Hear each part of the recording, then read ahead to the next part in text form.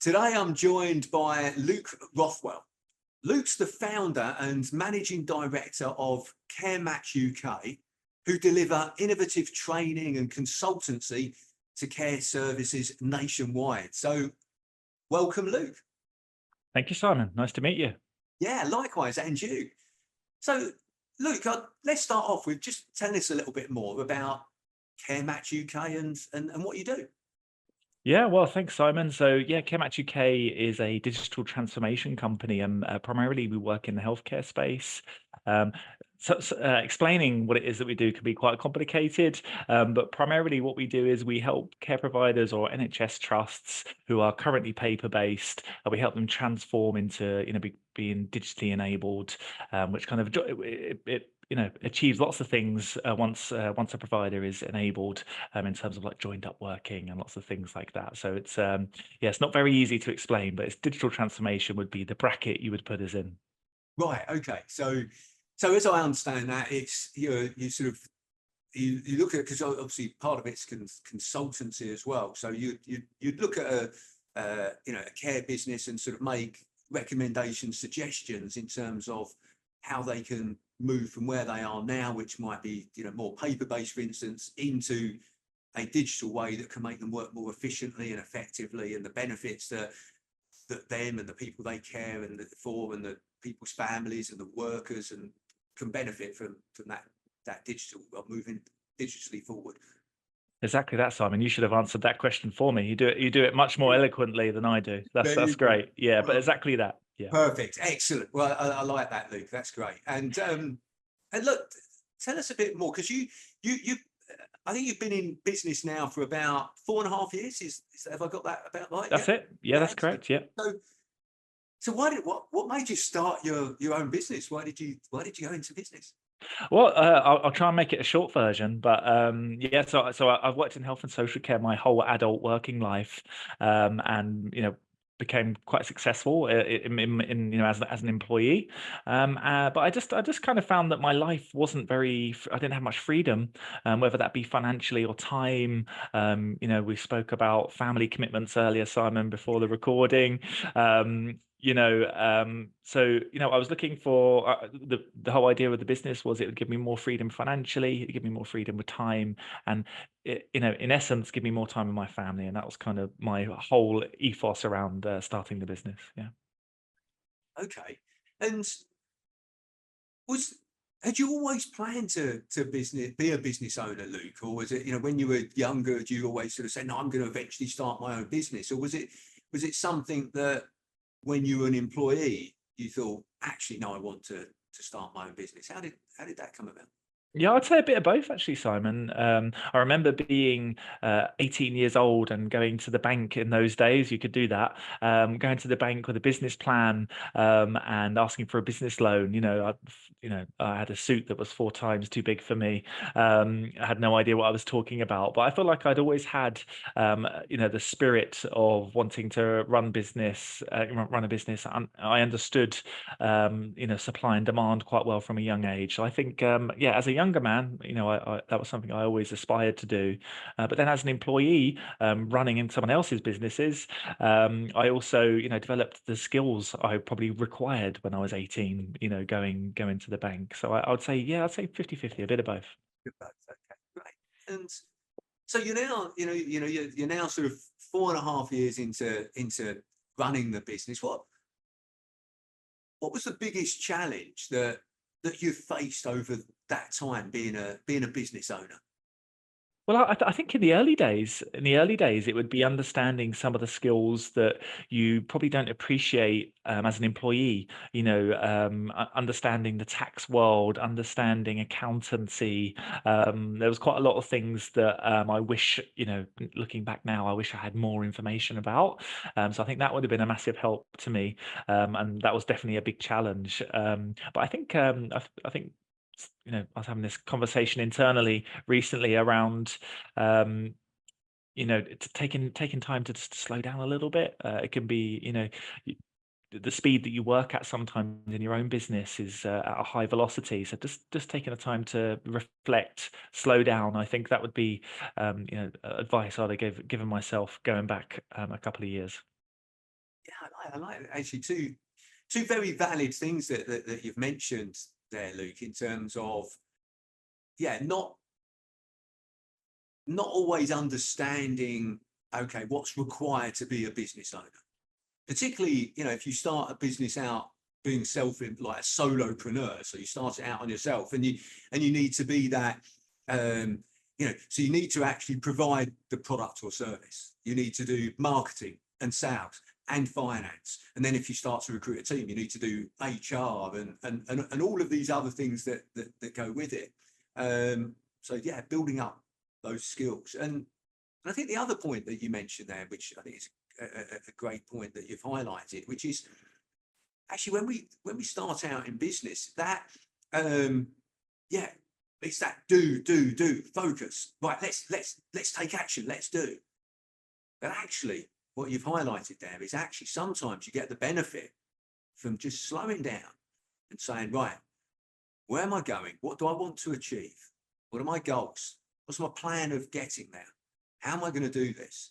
And then actually when you do those things, you're much more focused. You're doing the right things because you know where you're getting, you're motivated. So two brilliant points that you've highlighted there, Luke. So how did you personally overcome those two challenges of, one, knowing or realizing that perhaps you needed some more knowledge, and two, actually forcing yourself to take that time to step back? How did you overcome those? I think the honest answer to that was making mistakes, making mistakes along the way. So making mistakes around where there's a knowledge gap and you make a mistake, and you didn't even realize that you were making a mistake until afterwards. So I think that would be definitely relevant for something around that part. And I also think then around slowing down, I think was born out of making wrong decisions or poor decisions or making mistakes. What it does do, with the experience of that, then it makes you slow down the next time, and kind of just take your time. You can't make a wrong decision if you don't make one immediately. So it's kind of it's been a big cry of mine and ours as a team, this kind of new year really was just to slow down a little bit with our decision making, and hopefully make better decisions. I think it's getting that balance, isn't it, between making a decision and making sure that's an informed decision. I always say the biggest risk, this is a saying that I quite like, is the biggest risk you can take is to do nothing. Okay, but actually when you do make a decision, it's making sure that's a well-informed decision. You've got all the information that you need. I heard I think it was Stephen Bartlett interviewing one of the ex-presidents. It might have been Obama, and he said to him, how do you make all these really important decisions? These are for the country, but also affect the world as well. And he said, firstly, he only makes the really important decision. He's got the team around him that make all the other decisions. So he makes very few decisions, but they're the big ones. They're the ones no one else wants. Yeah, exactly. So so he's able to focus on them. And secondly, what he said is there's never going to be a decision that is necessarily can get 100% comfortable with. If he waits to get 100% comfortable, he'll never make a decision. He always says, as long as he can get to a 51-49 or better, he then makes the decision in favour of the 51%, because on balance, that's more likely to be the right decision. And if he waits to get to 100%, he'd never make any decisions. I thought that was a really interesting, thing to share. This is why he was the president of the United States, and I'm in Margate. It's very wise words. Then, Well, don't do yourself an injustice, because we haven't sort of gone into yet where you see your business in the future, and we'll come into that in a second. But so what do you feel the biggest challenges that you're currently facing, Luke? Sorry, Simon. I would say diversification. I think two ends of that really is that you don't want to be over diverse in the in the services that you offer, but we also need to listen to those lessons we learned back in COVID time when single income businesses really struggled during those times. So it's just about making sure that the services are still relevant and required, you know staying innovative. I think they're really the biggest challenges is remaining at the top of that ladder of innovation, I would say. I guess particularly in the industry that you're in with digital, that is obviously at the forefront. But I think that's great.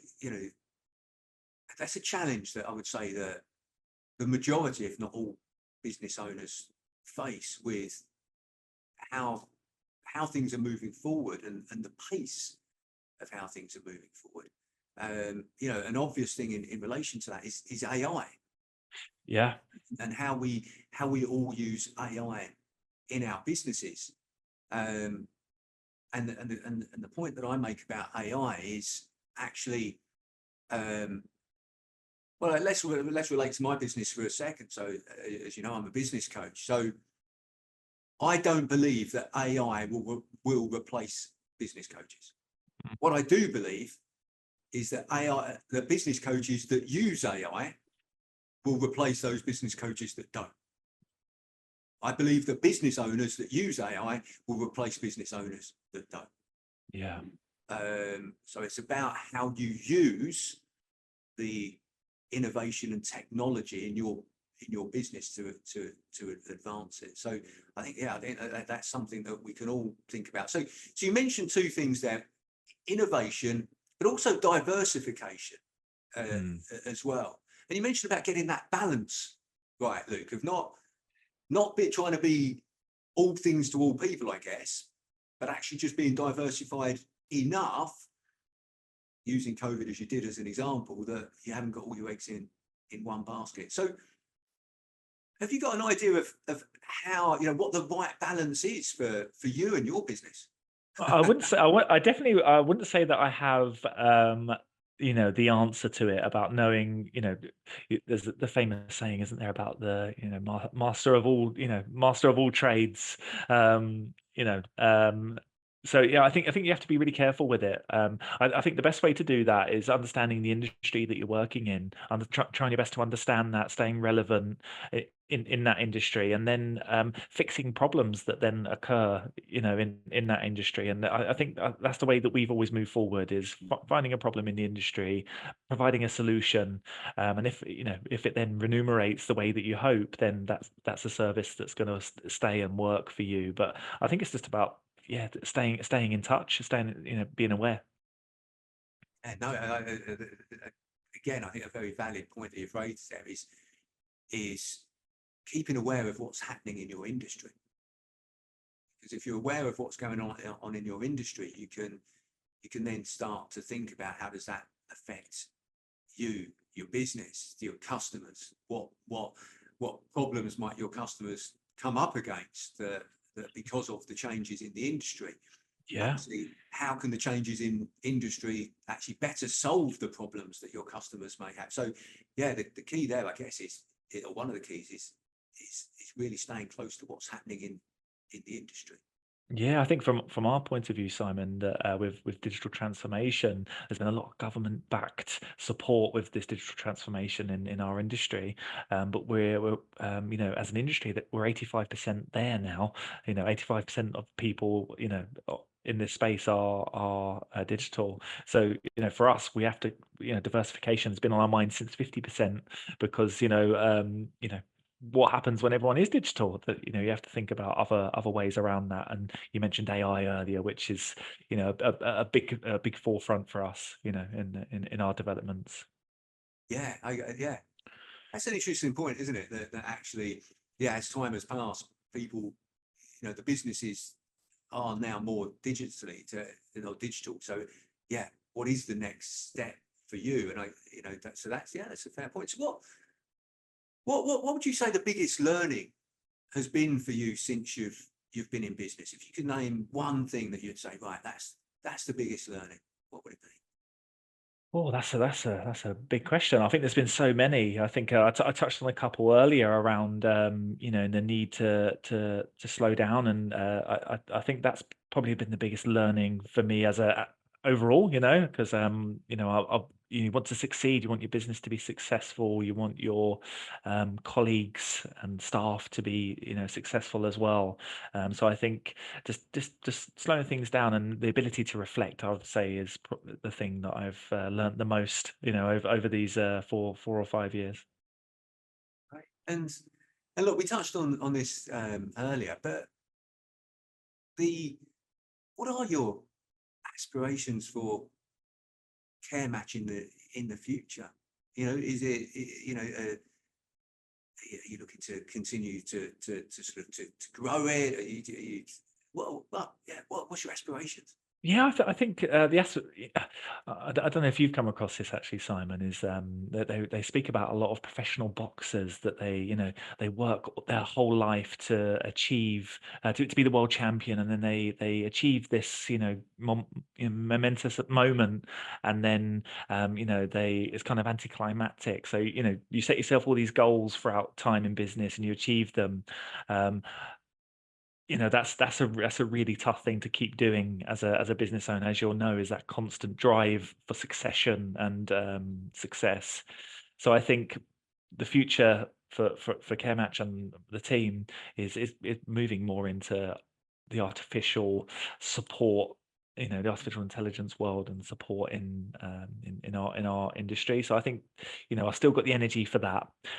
That's how I see us diversifying into the future. We're already kind of on that road anyway to some really cool stuff. So Right. So it yeah. sounds like really exciting times ahead there for the industry and in particular your business. So with everything that's happening and that you mentioned at the beginning there that two of the reasons that you went into business were financial and family. Has your business given you personally everything that you've wanted, or actually is there more that you want to achieve? Yeah, I think people of ambition are never really satisfied, are they? You're constantly searching for that. But I think at the start, when you first start a business, this is one of the major misconceptions, isn't it? When you have your own business, is that it's very easy, you can do what you like, and there's no time constraints. But it's actually the complete opposite to that when you first start, because you need to make money and bring success. So I would say now, 4 years later down further down the line, is that I have a lot more freedom in my in time, because I have wonderful people I work with, and financially, of course, it's better than I was when I was an employee, but we always want to achieve more, don't we? That's built in us.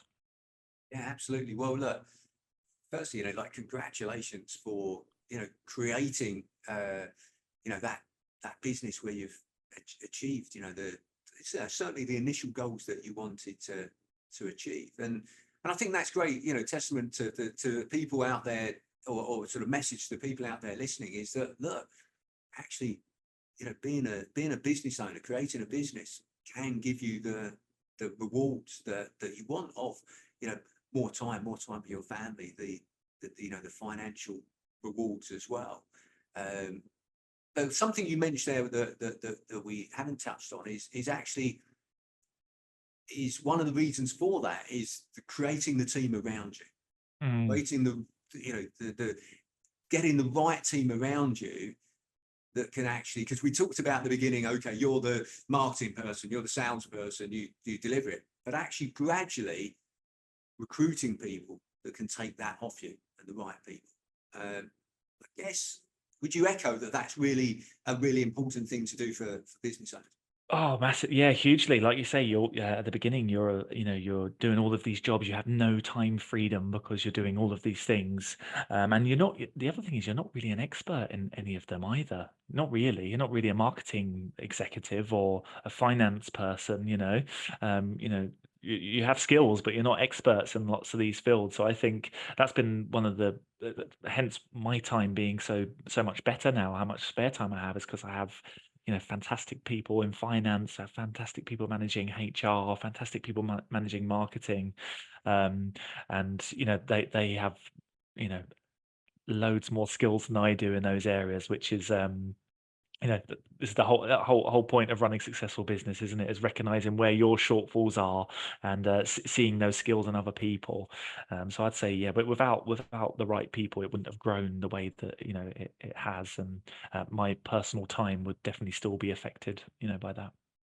Yeah, there's another phrase that that I heard, which is always employ people that are better than you. So yeah, like, as you say, in relation to marketing, hire somebody that's better than you at marketing. Yeah, yeah. Sales, hire somebody that's better than you at sales. So yeah. So I think again. So look, one final question for you, Luke, that I like to always ask everybody that comes onto these calls. But what is the best advice that you would give an 18-year-old you? I mean, buy a suit that fits probably first, but no, I think I would just say be bold and be brave. There's you see so many younger entrepreneurs these days, and I'm a huge advocate for that, obviously, as I'm sure you are, Simon. But I would say just be brave, be bold, be determined. Um, I think one of the key words when having these type of conversations I talk about is around grit, like grit and determination. You can hire fantastic people with all the skills that you might lack. So I think, yeah, that would be the message I would give out to myself, all those years ago. Yeah, I just wrote those words down. So be brave, be bold, be determined, and have grit. Mm. Fantastic. Well, Luke, thank you very much. I really appreciate you taking the time to speak with me today and sharing more about your business and also your journey. So thank you very much. Thank you, Simon. Thank you very much.